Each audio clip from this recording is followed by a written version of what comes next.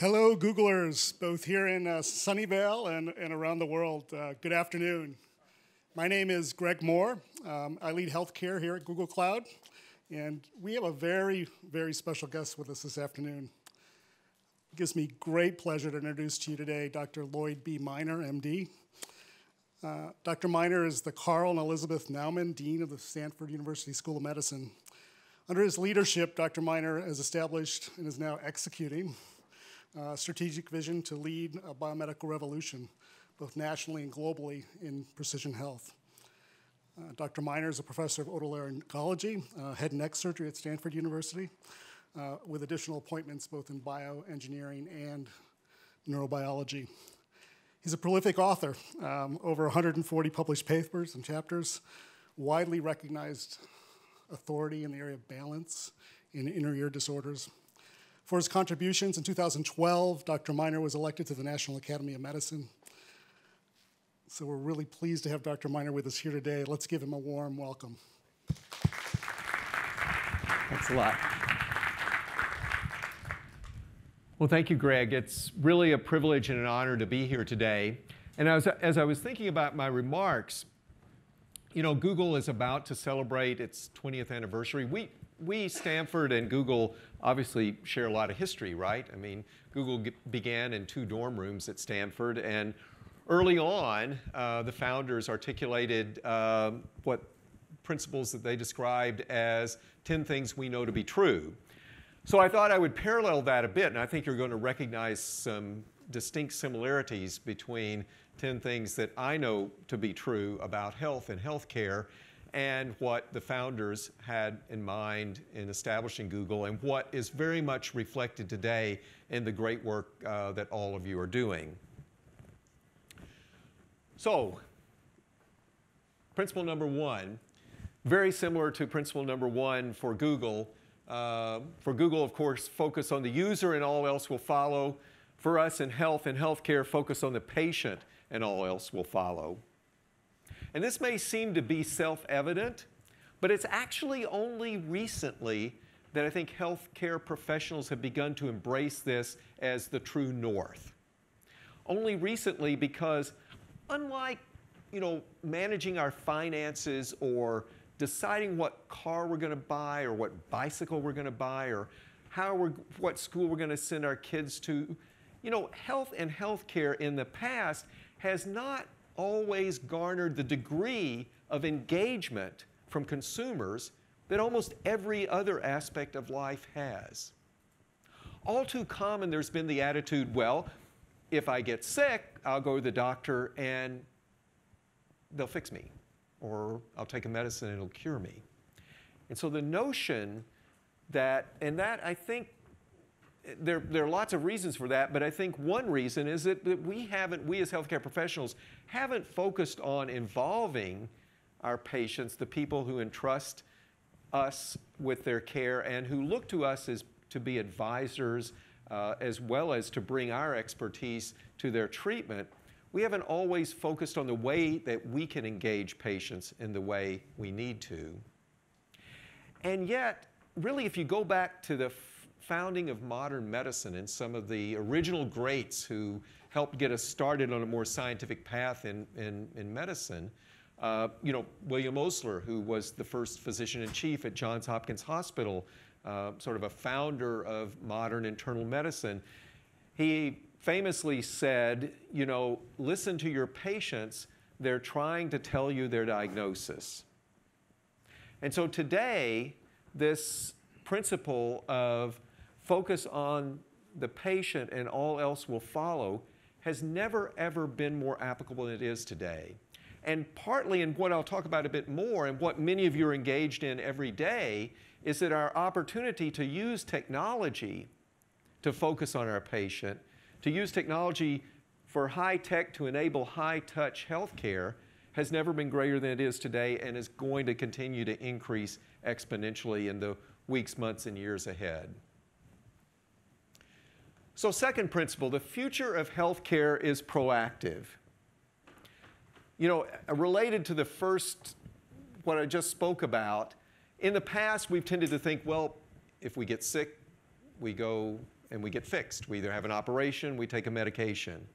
We've had far less attention on how we can prevent disease in the first place, how we can be much more proactive, us as individuals thinking about our health, and healthcare professionals thinking about how we develop the science around prediction and prevention. And as Greg mentioned before, we've had a strategic vision at Stanford Medicine on focusing on what we call precision health. Now, all of you have heard of precision medicine, and we for sure practice precision medicine at Stanford. Precision medicine is about using genomics and informatics to improve the care we deliver to patients with cancer, so that the care is truly personalized, individualized, based upon the molecular genetic characteristics of the tumor. And for sure, when we have cancer or heart disease, we need precision medicine. But wouldn't it be great if we prevented those conditions to begin with, or if we diagnosed them much earlier than we did today?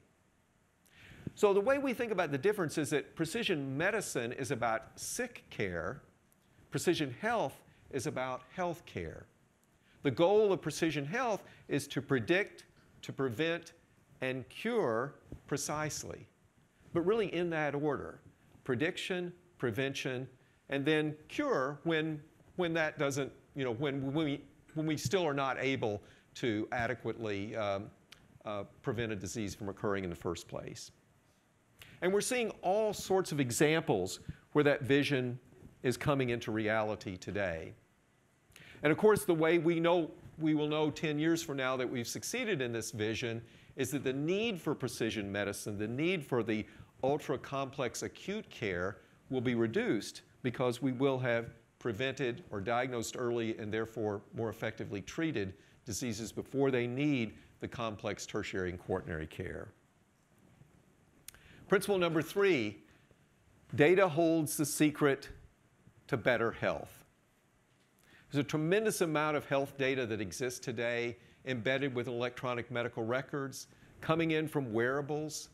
So when I think about digital health, I think about two related but somewhat distinct verticals. One vertical focused on consumer-facing devices, the things that enable us to get a lot more information about how our body is working.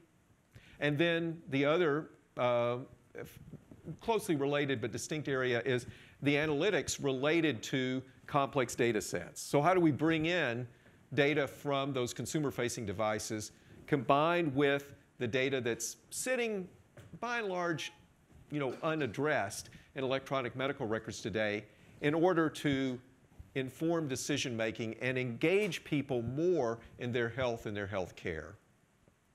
There's tremendous opportunity in both areas, both in terms of consumer-facing devices and technologies and also in analytics. Now, let me just give you one example.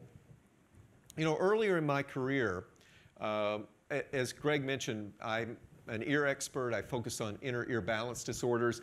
And in 1998, I described a clinical syndrome, an inner ear disorder. It's a disorder with one of the balance canals of the inner ear. It's a disorder caused by the bone that should cover that balance canal getting eroded over time, and then the balance canal itself begins to respond to sound and pressure.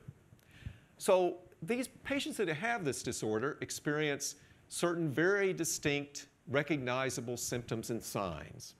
And one of those is that they have noise-induced dizziness. And so if you open the Google search engine right now and you type noise dizziness, on the first page, you'll get several websites that describe this syndrome, superior canal dehiscence syndrome, as well as a host of other conditions that can cause related symptoms and signs. If you type those same two words in the chief complaint line of one of the commonly used electronic medical records systems today in doctors' offices and hospitals around the country, you get, as a provider, no diagnostic assistance at all. So if you're someone in my specialty, you've certainly seen patients with the disorder before, you know to be suspicious, but if you're a primary care physician who's maybe seeing a patient with this disorder for the first time, you may not know that that's the diagnosis. And so it's still the most common way that patients with this disorder are being diagnosed today is by searching the symptoms and the signs themselves, usually on Google, and finding a website that describes the condition, and then going to their physician and saying, I think I have this. You know, look at this web page. We can do better than that. We can do a lot better than that. And I think the work that's going on in Google Cloud, as well as a lot of different other areas, is going to get us more towards the type of environment that can really enable us to fulfill this vision of precision health. Oops, sorry. Fourth principle, to change health, we have to change behavior.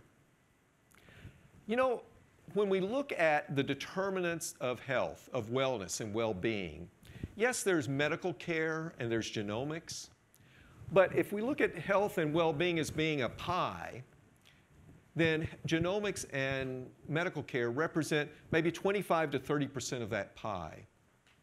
The majority of the determinants of health are behavioral, social, and environmental factors. And yet in the past, we've focused far less attention, and by we, I hold ourselves in academic medicine very much accountable for this. We've focused far less attention on behavior and social environmental factors than we have on the medical and genomic factors. And today, obviously, we have the opportunity to change that. Now, let me mention one project that I'm really excited about going on today, started by a team of Stanford investigators. It goes by the acronym SPHERE. So at Stanford, just as at Google, acronyms play a big role in how we communicate. SPHERE is short for Stanford Precision Health for Ethnic and Racial Equity. And one of the projects sponsored by, this is funded by an NIH grant, one of the projects sponsored by this grant looks at obesity in Latino American children, focusing initially in Santa Clara County. So over 200 children and their families right now in Santa Clara County are enrolled in this study. And yes, we are looking at their genomics, at their microbiome, at other metabolic parameters.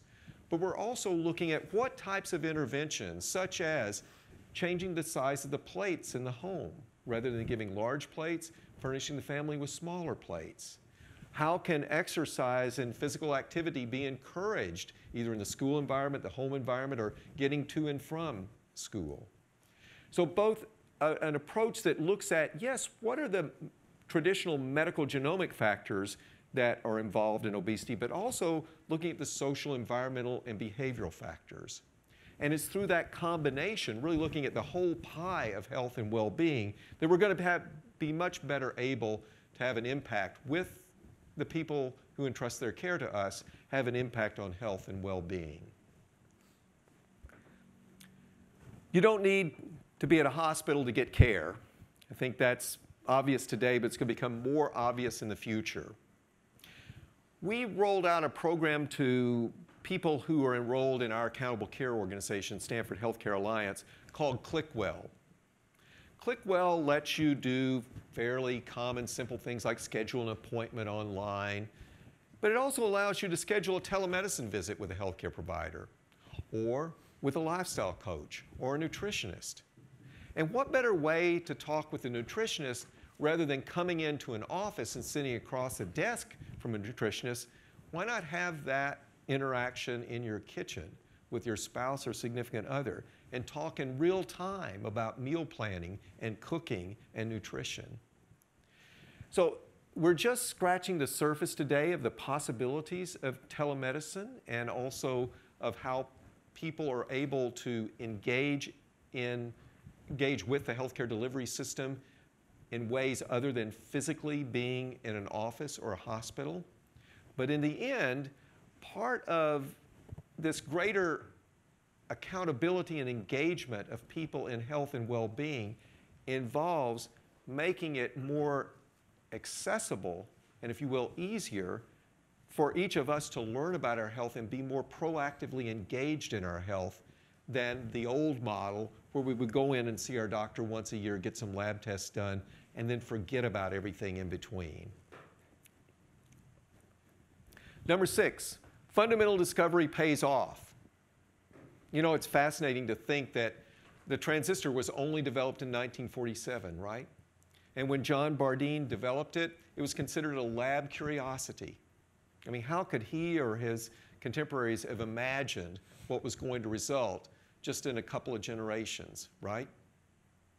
And also, we know that GPS was developed, as a variant on an atomic clock to test Einstein's theory of relativity. And look how GPS is being used today. So we never really, at the outset, know where a fundamental discovery is going to go, but I've yet to see a fundamental discovery that hasn't had some profound impact. An example from our own world, we're today very fortunate, the School of Medicine, to have 7 Nobel laureates on our faculty. One of those, Michael Levitt, won the Nobel Prize in Chemistry a few years ago for work that he did more than 20 years ago. Michael was the first really the first computational structural biologist. He used computer programs and algorithms to predict how the structure of proteins change in different conditions. Those formative algorithms, the approach that he took in his very original and creative work, are now in use today in drug companies to allow them to predict how changing the structure of a drug will alter its interactions with the receptor.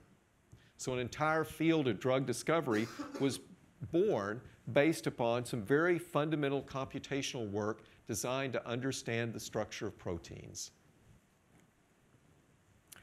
Number 7, one that we're very pleased to collaborate and embrace with you, academia and industry must collaborate. It's always been true. If we look at, for example, one of the great success stories of the past 20 years in medicine, and that is changing HIV from being a 100% fatal diagnosis now to being, in the vast majority of cases, a successfully chronic disease, successfully managed on multiple antiviral therapy. That success story required discovery-based research at universities, required clinical trials at universities, but would not have occurred without the type of support and the type of focus and resources that pharma brings to problems as well. And the same is going to be true in the digital world, for sure. And I'm really pleased that we collaborate with Greg and team at Stanford in using Google Cloud for our genomics platform and the analytics that you have developed here. I'm pleased that in another branch of Alphabet, Verily, we're working on what we call the Google Baseline study, left over from when Verily was Google. So Baseline is a 10,000 person longitudinal cohort study. Cohort in that it's 10,000 people, and everything you and I can imagine about their health will be measured: whole genome sequencing, immunome, microbiome. Verily developed a new wearable to track these enrollees over a long period of time, initially at least 4 years. And for the first time, we'll have enough baseline data about the health of these individuals to be able to look back and to say, well, when someone develops a disease later on, well, here were the early indicators. Rarely do we have that sort of information today. So some of the patients enrolled in Baseline are going to be healthy today. Some will have a diagnosis of cancer already, and some already a diagnosis of heart disease.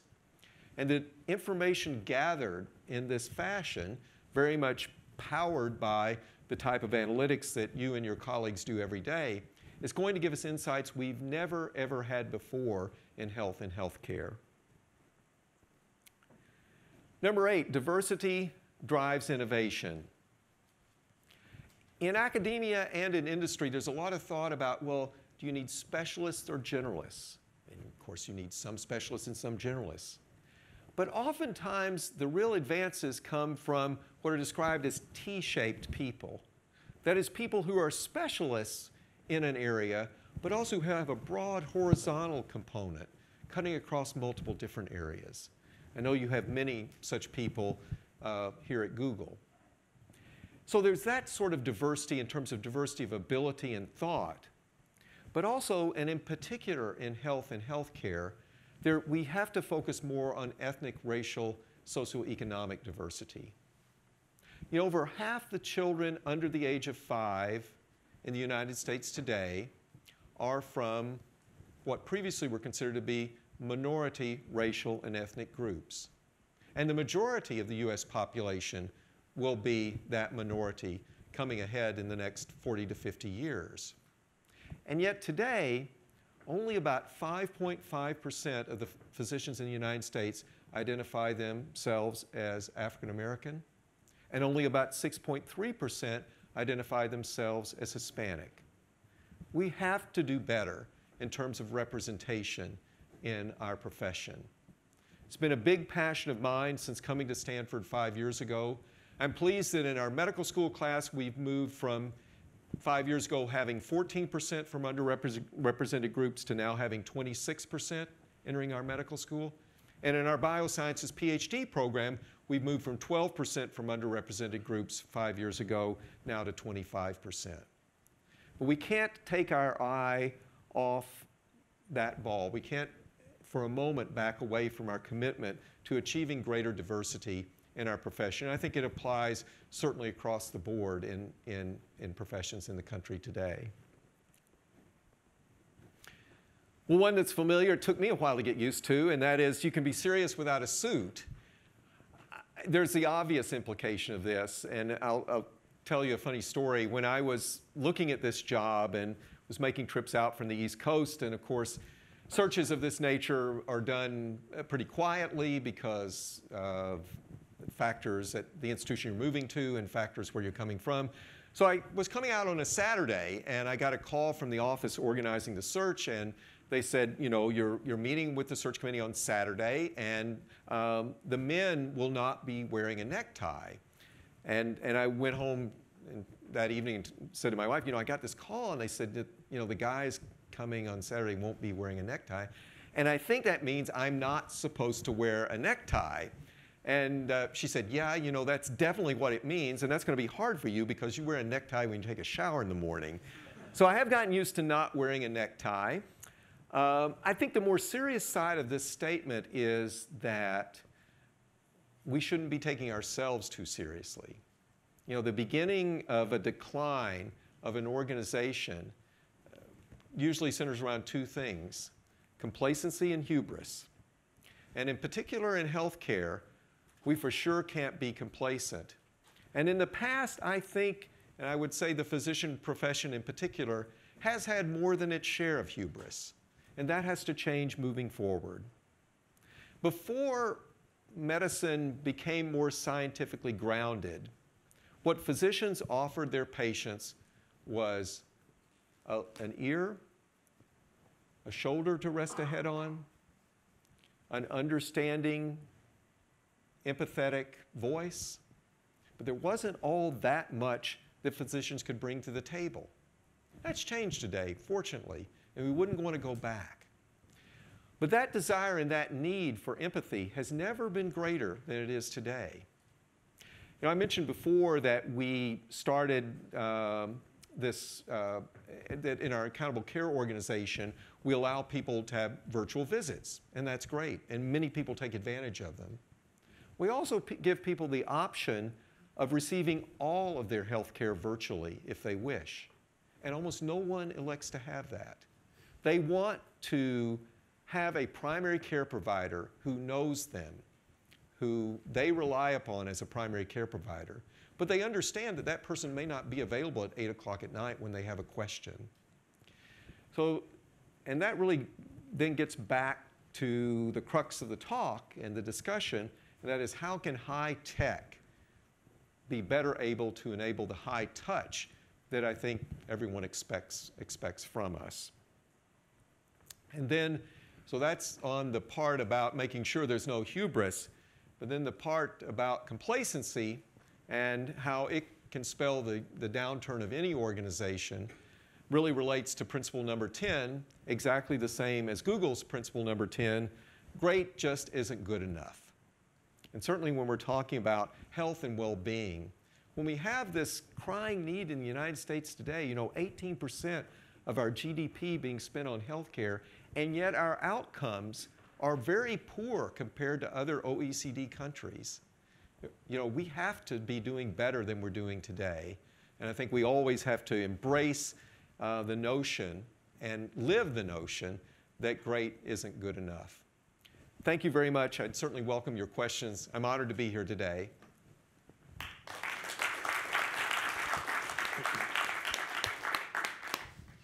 Thank you so much, Lloyd, for that inspiring talk. Happy to take questions here, and because I have the microphone, I get to ask the first one, and then we'll come over. Many of the engineers here at Google are engaged in machine learning. That's the engine. The fuel for that engine is data. Your point number 3. That data does hold secrets, as you said, secrets that can help us help patients globally, and to unlock those secrets for discovery and for research. How can the academic medical centers, one of which you run, and industry collaborate to begin to use that data more effectively? Because that's always been a friction point, and there's consequences to delay of sharing that data, of course, that impact the patients. Sure. I think the data sharing problem has several root causes. There are increasingly areas of care that are covered by bundled payments, namely that the health system, the physician, everyone gets paid a fixed amount and not anything more.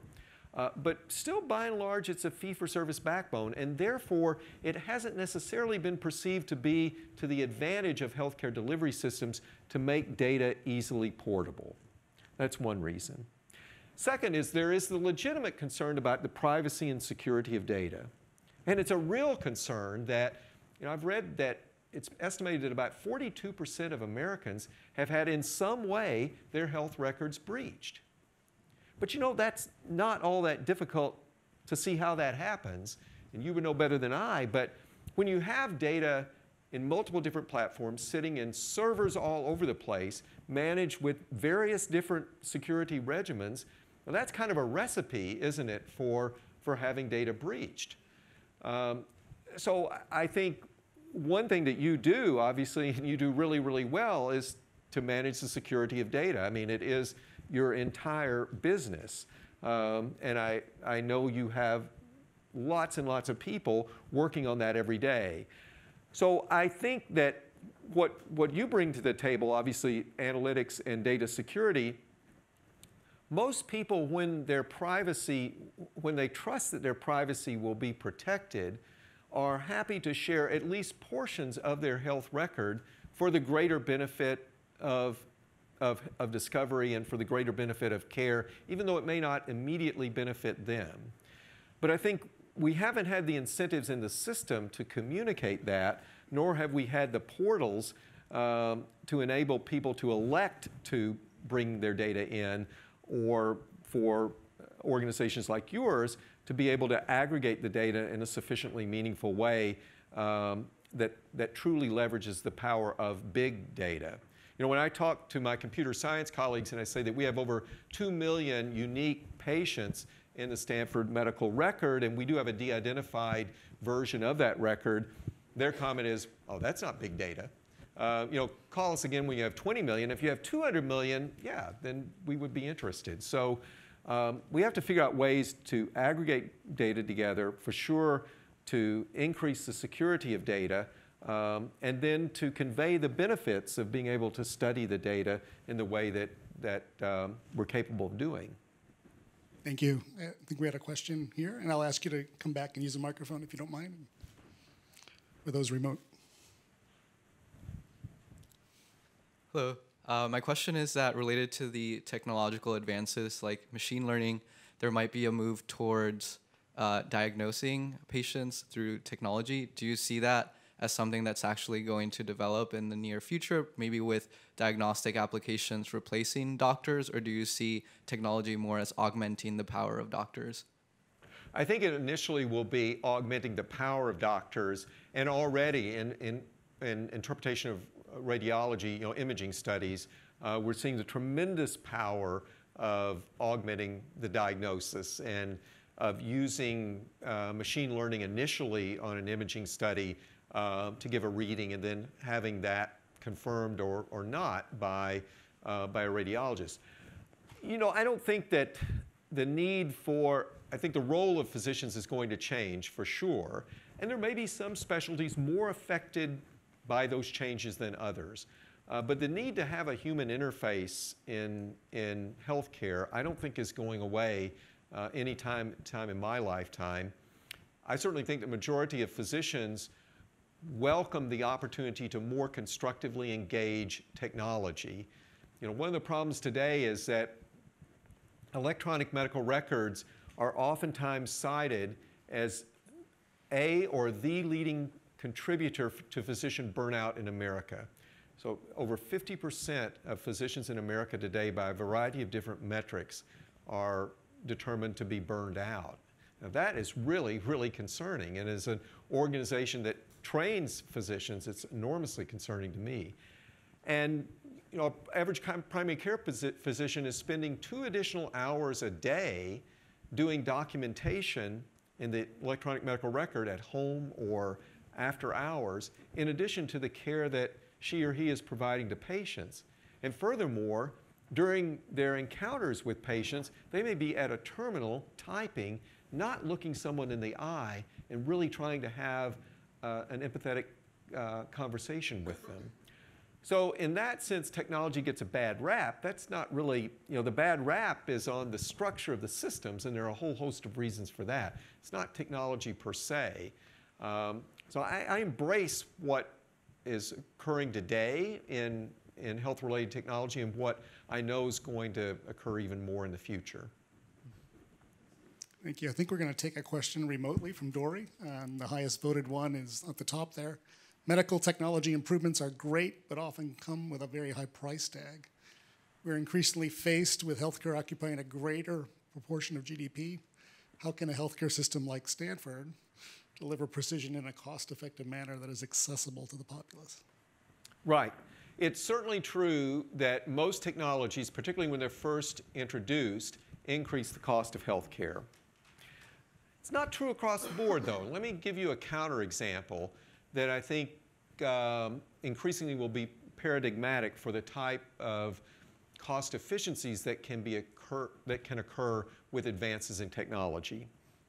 You know, it used to be that the only way to diagnose a chromosomal abnormality in a fetus was with a procedure called amniocentesis. That's inserting a needle through the skin of the abdomen in the mom and withdrawing amniotic fluid and then looking and doing a chromosomal analysis from the amniotic fluid. It's an invasive procedure. It carries a risk to the fetus, and it's an expensive procedure.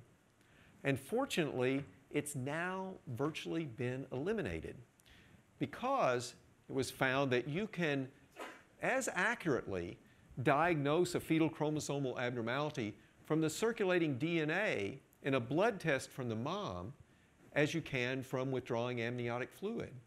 So now a simple blood test can be used to diagnose chromosomal abnormalities. That's tremendous savings in terms of the dollar sign, but even more importantly, in terms of reducing the risk. And there are going to be a host of other advances under that umbrella. But a lot of the problem, a lot of the reason I think for medical technology driving up costs is that we by and large introduced medical technology in the most severe complex diseases. And as we start seeing technology transform in the areas of prediction and prevention, technology should actually be driving down cost. And there are examples of that today, examples of companies, for example, that in diabetes management by measuring glucose, either continuous monitoring or intermittent monitoring, and then having coaches that receive the information as well as the individual. The management of diabetes in a lot of people is being dramatically improved. The savings in terms of costs of healthcare in those people with diabetes far outstrips the cost of the implementation of the technology. So it's both a problem that the technology has been focused on the most severe acute diseases, acute and chronic diseases, and the technology has not made its way into the prediction and prevention realm in the way I think it will very soon. Thank you. Question back here locally. Just question on changing healthcare from reactive to proactive using precision health. So like precision medicine, things like genome-wide association studies, they're great for diagnosing metabolic pathways. But how do we change those things into actionable things physicians can do? So for an example, if I find LDL cholesterol is associated with aortic stenosis, do I start prescribing statins right away to a person who has LDL, high cholesterol, right? So it seems almost like invasive to start becoming proactive. Yeah, let me mention an example similar to the one you just very nicely described, where already we're seeing an analytical approach making a difference. You know, congestive heart failure is one of the most common causes of people being admitted to the hospital. And now in Medicare, for patients with heart failure who are covered by Medicare, if you're admitted to the hospital and then you go home and you get readmitted within 30 days, the hospital gets paid very little for that readmission. So what we need to do is figure out what are the parameters of the management of that patient to know that they're optimized before they go home and that they won't be coming back into the hospital. And using an approach that I'm certain is similar to what you're doing every day in your work, Nigam Shah, a professor at Stanford, was able to look at multiple different factors, almost like a GWAS study for, for physiological parameters, and identify in a weighted fashion, what the predictors of readmission would be.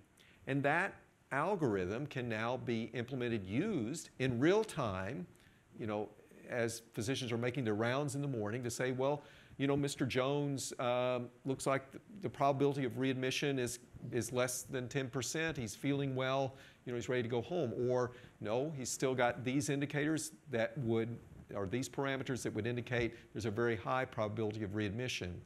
So, for that to be successful required aggregation of a lot of data and then machine learning and then testing the algorithms to see if they're accurately predicting the probability of readmission. That model will certainly generalize to other diseases and conditions, including the one that you just mentioned on cholesterol management.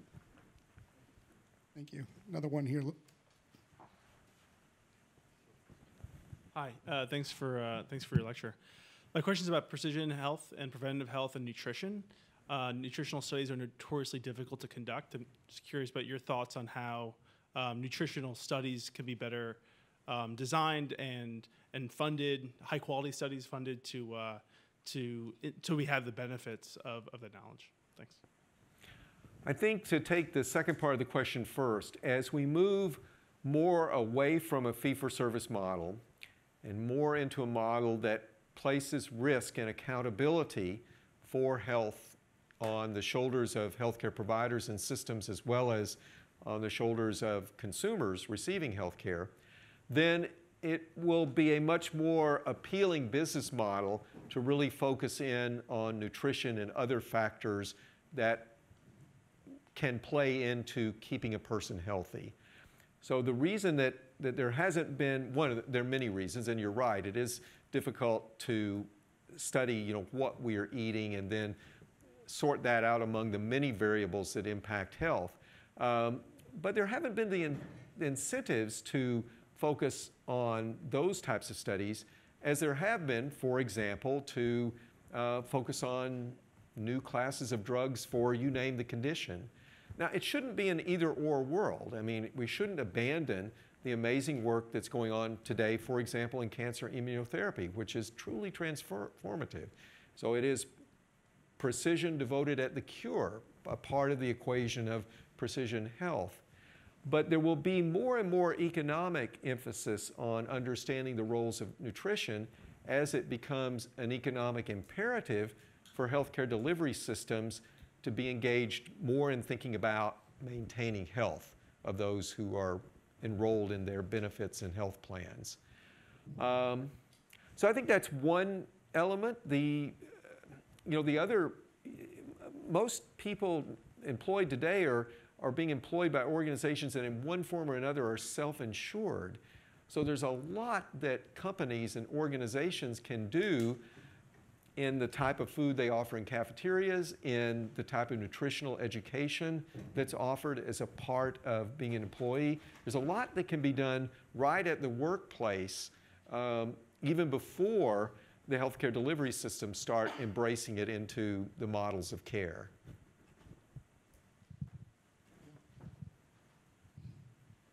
Yeah, thanks for your overview. A lot of things resonate. I'll ask a slightly provocative question, just because I can. And you touched upon it, but I'll ask a little bit more. So I think people have noted that healthcare is a field with a particular high tolerance to pain or disorganization. And just look at which other field do people still work 24-hour shifts, or which other field do people actually go to school for 15 years. And so my question is around tolerance to broken stuff. And so, for example, it's faster and easier to actually search trillions of documents on the web than a few thousand of notes about this individual patient. Or we are probably more accurate in predicting the click on this ad than Nigam's model is on predicting readmission. And so what would it take for physicians or administrators or patients to say, this is not really good enough? Why is there such a high tolerance to things not being good enough? And this is going back to your point, great isn't good enough. Yeah. Why do people tolerate in this industry so much things that are not good enough?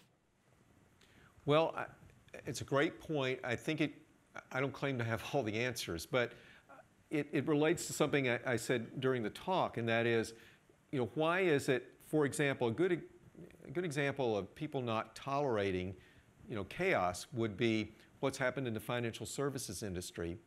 Each of us in this room has an ATM card, probably, and we can use it at pretty much any ATM on the planet to withdraw cash, perform financial transactions. Or we've gotten rid of the ATM card and we use Venmo or something like that, But there are a whole host of technological solutions that in order for those to work, the financial services industries had to come together and say, we will adopt uniform platforms and standards, right? Why? Because I wouldn't, would I choose to bank with a bank that only allowed me to use my ATM card at their machines? And then when I'm traveling, I can't know. So there was this imperative generated, I think, by consumers and embraced then by business leaders that no, we have to make this interoperable, interchangeable. So why not in healthcare? I think partly is the attitudes that many individuals have had about healthcare as being somewhat their responsibility, but also not so much. Not in the way that each of us, I think, accepts that our finances are our responsibility. Again, the thought that, well, if I get sick, I'll go to the doctor, I'll take a medicine, I'll be better. And then that has been added to by the traditional attitudes in the profession, which have not engaged healthcare consumers in the ways that, for example, something like the financial services industry has always known it needs to engage its consumer base more of. I'm not saying we should become like financial services, but it's a combination of the inherent attitudes of, or the previously dominant attitudes of both consumers and of the businesses associated with delivering health care, and not having those converge on a model which really puts the patient first, but also puts more responsibility and accountability on both the healthcare consumer and the provider to maintain health and not just treat disease. Thank you. And we'll just do one last question here remotely and finish up with that. And just the top part, how do you see machine learning applying to precision health use cases? That is, how do we take vast quantities of information from many patients and actually bring it down to a single patient using machine learning? Sure. Well, there are so many sources of information about health, right? And those are not being brought together in the way that I think they could be brought together. We talked before about at least in the past, there have been very few incentives for healthcare systems to make their data readily interoperable. I mean, in the example I told you about an ATM card, still, if I want to get my medical records from my primary care doctor in Palo Alto to someone else, I'm still taking them either as printed copies or through a fax machine. Where else do you see fax machines today other than in healthcare? Do you have fax machines in your offices here? Of course not. Well, maybe you do, okay. No. I bet you don't use them very much. So we have to be able to bring the data together, aggregate the data, and increasingly, though, as wearables become more common, as we can look at other sources of health-related data like the environment, and then bring all of those factors together, those algorithms, like the algorithm for predicting readmission, will become much more accurate and much more comprehensive than they are today, because they'll be based on a broader diversity of data. Thank you. Please join me in thanking Dr. Meyer. Thank you very much. It's a pleasure to be here. Thank you.